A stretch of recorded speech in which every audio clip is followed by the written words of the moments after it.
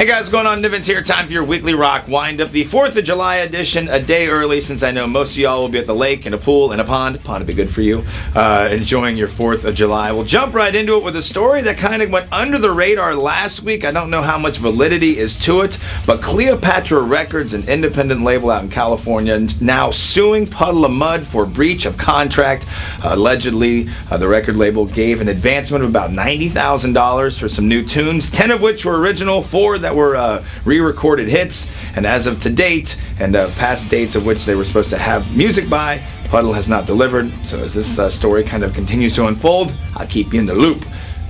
And speaking of lawsuits, it seems Jerry Only now countersuing Glenn Danzig for infringement upon trademark for the Misfits logo. You know, Only has been, carrying the torch of the Misfits for a while and subsequently collecting royalties and all the kickbacks that come from, like, when people buy Misfits t-shirts at, like, Hot Topic, even though they don't really know who Misfits are. They just like the guy on the front, think it's really cool. But I digress. According to Only and Company, Danzig basically waited too long to tap in on this. So another piece of drama that sadly will not allow for a full reunion, as Doyle von Frankenstein had hoped would happen this year.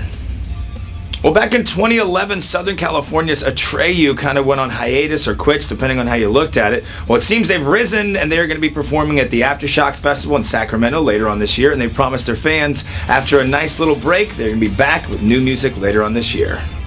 Well, here's how you piss off your record label. It seems earlier this week there were reports that Upon a Burning Body's frontman Danny Leal was missing, even going so far as to leave sort of cryptic tweets out there like, this car has been following me. I think I hear someone in my house.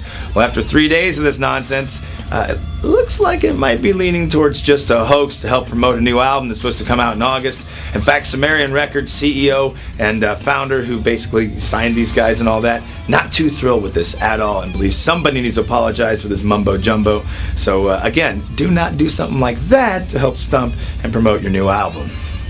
Well, next to Rush, Nickelback is Canada's favorite exports, and it seems that if you're in Idaho, the worst thing to do is say the word Nickelback.